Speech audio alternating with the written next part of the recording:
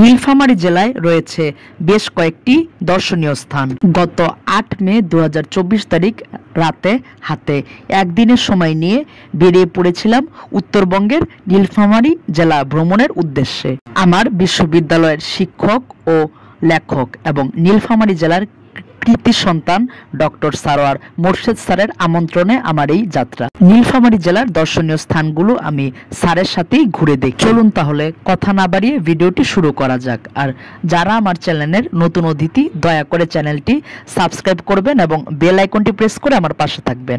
আমার নীলফামারী ভ্রমণের যাত্রাটি শুরু হয়েছিল ঢাকার কমলাপুর রেলওয়ে স্টেশন থেকে। ঢাকা থেকে চিলহাটিগামী চিলহাটি এক্সপ্রেস ট্রেনে করে। ট্রেনটি বর্তমানে শনিবার বাদে সপ্তাহে 6 দিন বিকেল 5টায় ঢাকা থেকে চিলহাটির উদ্দেশ্যে যেয়ে থাকে। আমার বিশ্ববিদ্যালয়ের শ্রদ্ধেয় শিক্ষক ও লেখক এবং নীলফামারী জেলার কৃতি সন্তান ডক্টর সারোয়ার মোর্শেদ স্যারের আমন্ত্রণে আমার এই নীলফামারী যাত্রা। স্যারের সাথে নীলফামারী জেলার কয়েকটি গুরুত্বপূর্ণ দর্শনীয় স্থান ঘুরে দেখেছি। চিলহাটি এক্সপ্রেস ট্রেনটির শেষ গন্তব্য নীলফামারী জেলার চিলহাটিতে। পথিমধ্যে সৈয়দপুর, নীলফামারী সহ আরও বেশ কয়েকটি স্টেশনে ট্রেনটি স্টপেজ দিয়ে থাকে। বাংলাদেশ রেলওয়ের ওয়েবসাইট ও রেল সেবা অ্যাপের তথ্য অনুযায়ী ট্রেনটির নীলফামারী পৌঁছানোর সময় রাত 2টা দেওয়া থাকলেও বিলম্বতার কারণে তার সম্ভব হয়নি। ভোরের আলো ফোটার সাথে সাথেই চিলহাটি এক্সপ্রেস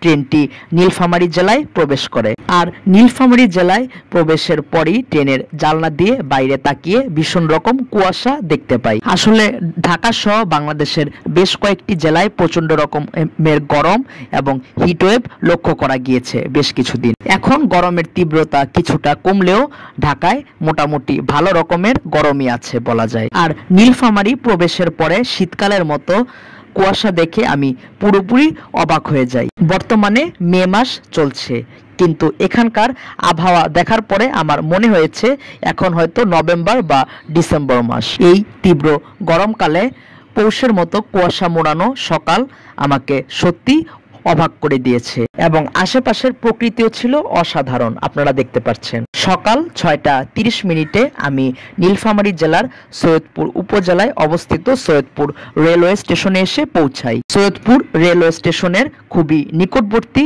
স্থানে অবস্থিত আমার শিক্ষক ডক্টর সারোয়ার মোর্শেদ স্যারের বাড়ি। সৈয়দপুর রেলওয়ে স্টেশন থেকে পায়ে হেঁটেই আমি মোর্শেদ স্যারের বাড়িতে পৌঁছে যাই। তো ভিউয়ার্স, আমি এখন আসলে নীলফামারী এসে পৌঁছেছি।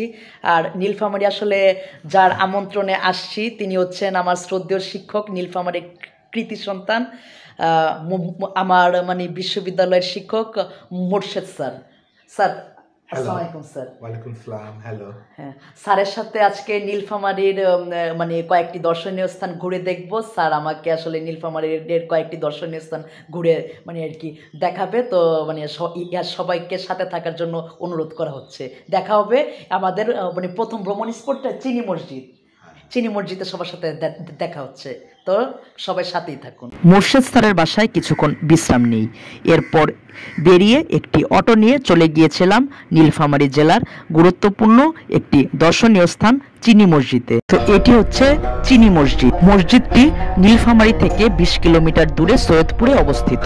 1863 সালে হাজী বাকের আলী ও হাজী মুকু নামের 2 ব্যক্তি এই এলাকায় ছন ও বাঁশ দিয়ে মসজিদটি নির্মাণ করেন। পরে এলাকাবাসীর সহায়তায় মসজিদটি টিনের ঘরে পরিণত হয়। এলাকাবাসী মসজিদটি নির্মাণের জন্য একটি তহবিল গঠন করে। 1920 সালে হাজী হাফেজ আব্দুল করিমের উদ্যোগে মসজিদটির প্রথম অংশ পাকা করা হয়। কারুকাজের জন্য মসজিদটি মর্মপাথর ও চীনা পাথর দিয়ে তৈরি করা হয়। 1965 সালে মসজিদটির দ্বিতীয় অংশ পাকা করা হয়। পরবর্তীতে বাংলাদেশ আমলে মসজিদটির উত্তর দিকের তৃতীয় অংশ পাকা করা হয়। মসজিদের সৌন্দর্য বৃদ্ধি করতে মসজিদটিতে চীনামাটির থালার ভগ্নাংশ ও কাচের ভগ্নাংশ বসানো হয়। চিনি মসজিদের ঠিক পিছনেই রয়েছে একটি খ্রিস্টান কবরস্থান, যা ব্রিটিশ আমলের নিদর্শন বহন করে। চিনি মসজিদ ঘোরা শেষ করে চলে যায় ব্রিটিশ আমলে প্রতিষ্ঠিত টেলিগ্রাফ অফিসে। এটি চিনি মসজিদ থেকে ঠিক 2 থেকে 3 মিনিটের দূরত্ব। বর্তমানে এটি পুরোপুরি পরিত্যক্ত অবস্থায় আছে। আমার শিক্ষক মোর্শেদ স্যারের কাছ থেকে এখানকার সংক্ষিপ্ত ইতিহাস চলুন জেনে নেওয়া যায়। বঙ্গভঙ্গের ঠিক 2 বছর আগে, অর্থাৎ 1903 খ্রিস্টাব্দে আসাম বেঙ্গল পূর্ব বাংলার রাজধানী ঢাকাকে কেন্দ্র করে যখন গড়ে উঠল, তার ঠিক অব্যবহিত 2 বছর আগে এইখানে এই জায়গায় অত্যন্ত গুরুত্বপূর্ণ শহর হিসেবে 1903 খ্রিস্টাব্দে টেলিফোন এবং টেলিগ্রাফ অফিস প্রতিস্থাপন করল ব্রিটিশ সাম্রাজ্যবাদী শাসকরা। কারণ টেলিফোন এবং টেলিগ্রাফ আন্তঃযোগাযোগ পরিকাঠামোর অন্যতম একটি প্রধান উপাদান। তাই নীলফামারী মহকুমা 1875 খ্রিস্টাব্দে স্থাপিত হবার পরে নীলফামারী মহকুমার সর্বপ্রথম এই জায়গায় একটি টেলিগ্রাফ অফিস প্রতিস্থাপন করা হলো, যার মাধ্যমে টেলিফোন ব্যবস্থা এবং টেলিগ্রাফ ব্যবস্থাকে পরিসঞ্চালনের মাধ্যমে এই উত্তর জনপদে অবিভক্ত বাংলার উত্তরবঙ্গে অর্থাৎ নর্থ বেঙ্গলে একটি যোগাযোগ পরিকাঠামো শুভারম্ভ হলো। জি sir, thank you sir. Telegraph অফিসটি সৈয়দপুর রেলওয়ে স্টেশনের ঠিক পাশেই অবস্থিত।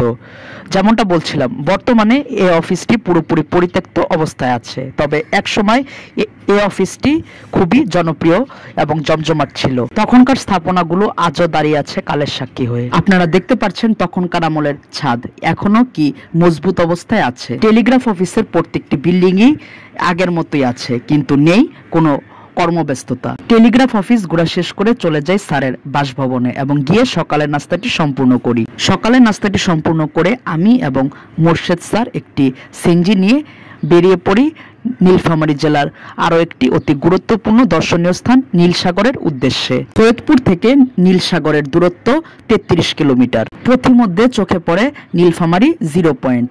এই নীলফামারী 0 পয়েন্টে নীলফামারী জেলায় মহান মুক্তিযুদ্ধের সময় যে সকল ব্যক্তি শহীদ হয়েছেন ওনাদের নাম খোদাই করে লেখা আছে। নীলফামারী 0 পয়েন্ট পার হয়ে আমরা ছুটতে থাকলাম নীলসাগরের উদ্দেশ্যে।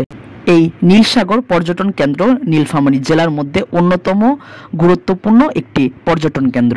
মনে করা হয় ঐতিহাসিক বৈদিক রাজা বিরাট এই দিঘিটি খনন করেন। পরবর্তীকালে এটি বিন্না দিঘি নামে পরিচিত পায় এবং স্বাধীনতার পর এটি নীলসাগর দিঘি নামে পরিচিত হয়। 53.96 একর জমির উপর এই নীলসাগর দিঘির অবস্থান। এর মধ্যে জলভাগের জমির পরিমাণ 32.70 একর ও স্থলভাগ বা পাড়ের জমির পরিমাণ 21 একরের মতো। প্রাকৃতিক সৌন্দর্যের কারণেই নীলসাগর ভ্রমণ পিপাসুদের কাছে অতি জনপ্রিয়। এই নীলসাগর দিঘির সংক্ষিপ্ত ইতিহাস চলুন নীলফামারী জেলার কৃতি সন্তান ও আমার শিক্ষক মোর্শেদ স্যারের কাছ থেকে শুনে নেওয়া যাক। অষ্টাদশ শতকের শেষার্ধে এবং 19বিংশ শতকের প্রারম্ভে আমরা দেখতে পাচ্ছি এই দিঘিটি উৎখনন করা হলো এবং এই দিঘিটির যে মূল প্রতিপাদ্য মূল যে বিষয়বস্তু ছিল সুপেয় পানির ব্যবস্থা, সুপেয় পানীয় জলের ব্যবস্থা করার জন্য তৎকালীন এই অঞ্চলের যে বিত্তশালী জমিদার তিনি এই অঞ্চলে প্রথম এটি উৎখনন করবার চেষ্টা করেন এবং এটা পরবর্তীতে বাংলাদেশ হওয়ার অনেক পরে এর নাম হয়ে যায় নীলসাগর। এর প্রকৃত নাম এবং গোড়াপত্তনের সময়ের নাম ছিল বিন্না দিঘি।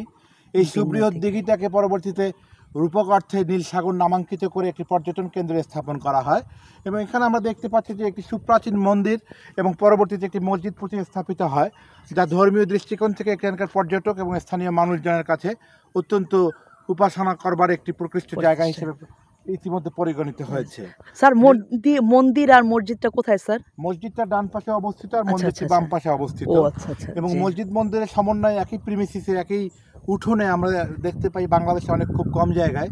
এটি একটি বিস্ময়কর ব্যাপার অবশ্যই স্যার এবং পাশাপাশি দুটো ধর্মের মানুষ প্রধান ধর্মের মানুষ উপাসনা করছে এবং এখানে বারুণী উৎসব হয় এবং চৈত্র সংক্রান্তির মেলা বসে, যা বাংলাদেশের লোক সংস্কৃতি এবং লোক ইতিহাসের একটি গুরুত্বপূর্ণ অংশ হিসেবে প্রতিগণিত হচ্ছে।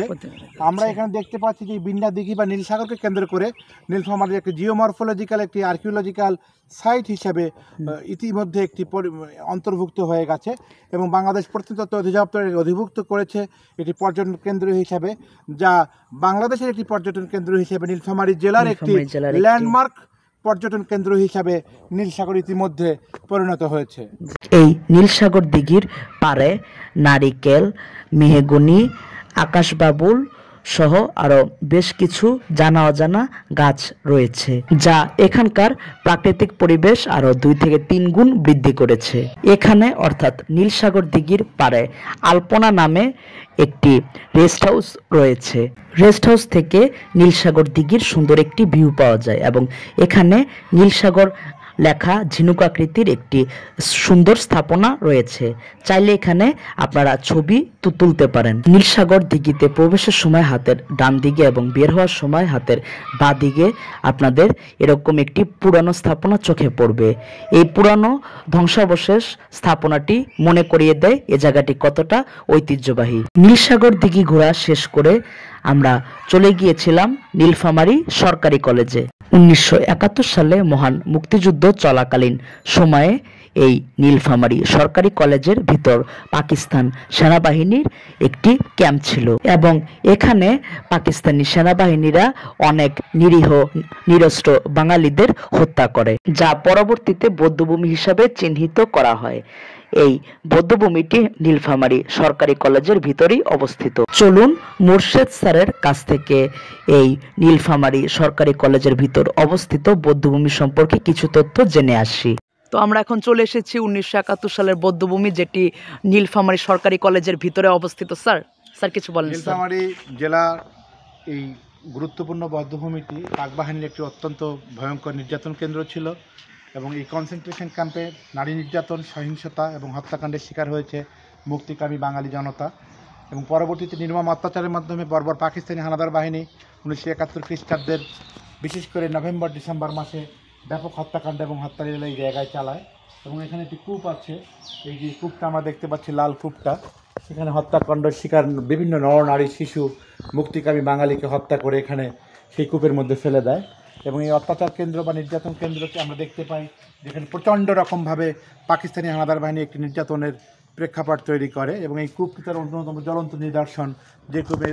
যে কূপের মধ্যে মুক্তিকামী বাঙালিকে, শিশু, নারী এবং নিরাপরাধ বাঙালিকে হত্যা করে এখানে নির্মমভাবে পাশবিক লীলা পরিচালনা করে। নীলফামারী জেলার গুরুত্বপূর্ণ কয়েকটি বৌদ্ধভূমির অন্যতম প্রধানতম পাক বাহিনীর পাকিস্তানি হানাদার বাহিনীর নির্যাতন কেন্দ্র এবং কনসেন্ট্রেশন ক্যাম্প হত্যাকাণ্ডের শিকার হওয়া এই নীলফামারী বৌদ্ধভূমিটি একটি মুক্তিযুদ্ধের অন্যতম স্মারক চিহ্ন হিসেবে পরিগণিত হচ্ছে। নীলফামারী সরকারি কলেজের বর্তমান অধ্যক্ষ স্যারের কাছ থেকে এই বৌদ্ধভূমি সম্পর্কে কিছু কথা শুনে নেওয়া যাক। আমাদের পরবর্তী প্রজন্মের জন্য যে সুবিধাটি হয়েছে, ইতিহাস, একটি জ্বলন্ত ইতিহাস তারা দেখতে পায়। আমরা তো ইতিহাস পড়ি বা পড়াই, ছাত্রদের পাঠ্যপুস্তকে যেটুকু ইতিহাস পাই সেটা পড়াই। আরেকটি হলো সরেজমিনে নিজের চোখে ইতিহাস দেখা। ইতিহাস দেখা আর ইতিহাস পড়া নিঃসন্দেহে পার্থক্য আছে। তো আমরা যেন ইতিহাস দেখতে পাই, আমরা যেন ইতিহাসের কিছু স্বাক্ষর পাই, কিছু প্রমাণ পাই, এই কারণেই এই বৌদ্ধভূমিগুলো তৈরি করা। তো আমার বিশ্বাস এই বৌদ্ধভূমিগুলো থেকে আমাদের পরবর্তী প্রজন্ম, আমাদের ছাত্রছাত্রীরা এবং তার পরবর্তী প্রজন্ম এভাবে যুগ যুগ ধরে স্বাধীনতা যুদ্ধের জ্বলন্ত সাক্ষী হিসেবে জানতে পারবে, ইতিহাসকে জানতে পারবে। ধন্যবাদ। নীলফামারী সরকারি কলেজের বৌদ্ধভূমি ঘোরা শেষ করে চলে গিয়েছিলাম সার্কিট হাউসে। এই সার্কিট হাউসও 1971 সালে পাকিস্তান বাহিনীর একটি গুরুত্বপূর্ণ ক্যাম্প ছিল। তো আমরা এখন আছি আসলে নীলফামারী সার্কিট হাউসের ঠিক অপোজিট সাইডে আর কি। তো আমি এখন একটি কবরস্থানে আছি, আর এই কবরটাই তো না স্যার?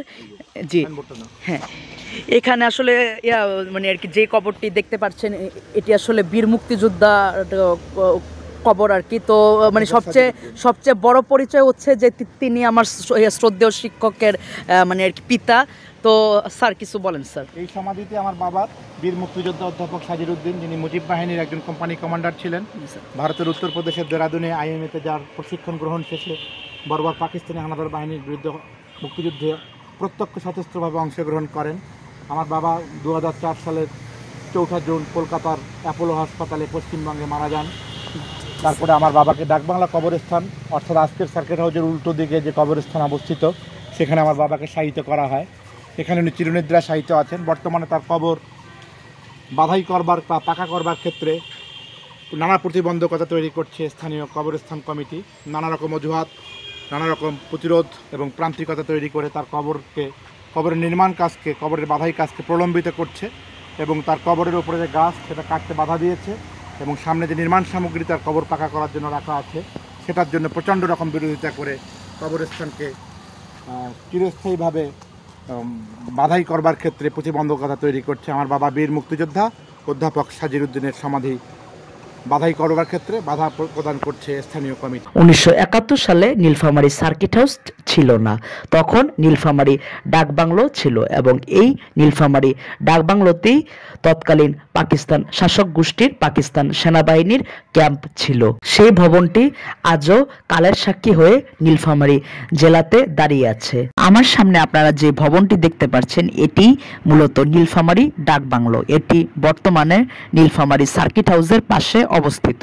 আর যেমনটা বলছিলাম 1971 সালে মহান মুক্তিযুদ্ধ চলাকালীন সময়ে এটি ছিল পাকিস্তান বাহিনীর অন্যতম একটি ক্যাম্প। সে আমলের দরজা ঝালানা এবং ভবন দাঁড়িয়ে আছে আজও কালের সাক্ষী হয়ে। নীলফামারী ডাকবাংলো ঘোরা শেষ করে আমরা আবারও ফিরে গিয়েছিলাম সৈয়দপুরে এবং ঘুরে দেখেছি সৈয়দপুরে অর্থাৎ নীলফামারী জেলার অতি গুরুত্বপূর্ণ একটি স্থান সৈয়দপুর রেলওয়ে কারখানা। সৈয়দপুর রেলওয়ে কারখানার ভিতরে রয়েছে রেলওয়ে জাদুঘর এবং রয়েছে ব্রিটিশ রানী এলিজাবেথের ব্যবহৃত একটি কামরা। পরবর্তী ভিডিওতে আমি আমার সৈয়দপুর রেলওয়ে কারখানা ভ্রমণ গল্প তুলে ধরার চেষ্টা করব ইনশাল্লাহ। আর সৈয়দপুর রেলওয়ে কারখানার বাহিরে অসংখ্য ব্রিটিশ আমলের স্থাপনা এখনো কালের সাক্ষী হয়ে দাঁড়িয়ে আছে। রেলওয়ে কারখানা ভ্রমণ শেষে আমরা চলে যাই স্যারের বাসভবনে এবং গিয়ে দুপুরের খাবার সম্পূর্ণ করি এবং একটু বিশ্রাম গ্রহণ করি এবং বিকালে ঘুরে দেখি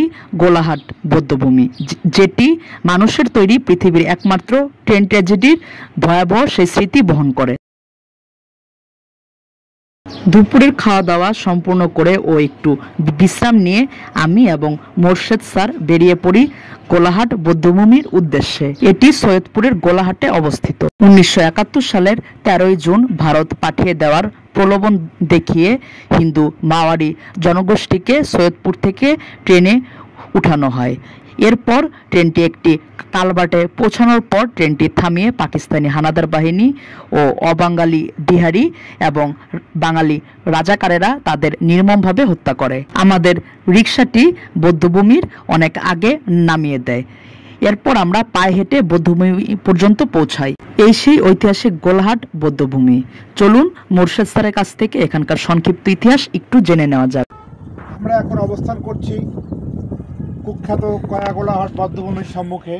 1971 খ্রিস্টাব্দের 13 জুন ভারতের শিলিগুড়িতে পৌঁছে দেওয়ার উদ্দেশ্যে বর্বর পাকিস্তানি হানাদার বাহিনী অপারেশন খরচাখাতা নামক যে কুখ্যাত নীল নকশা তৈরি করেছিল, সেই নীল নকশা তৈরি করার যে প্রয়োগ করার স্থান সেই গোলাহাট বৌদ্ধভূমিতে, যেখানে নৃশংসভাবে 448 জন ব্যক্তিকে, এক ট্রেন ব্যক্তিকে প্রায় নৃশংসভাবে হত্যা করা হয় এবং মুক্তিযুদ্ধের সময়ের নারী, শিশু, আবাল বৃদ্ধ বনিতাকে ভারতের উদ্দেশ্যে শিলিগুড়ির উদ্দেশ্যে পৌঁছে দেওয়ার জন্য।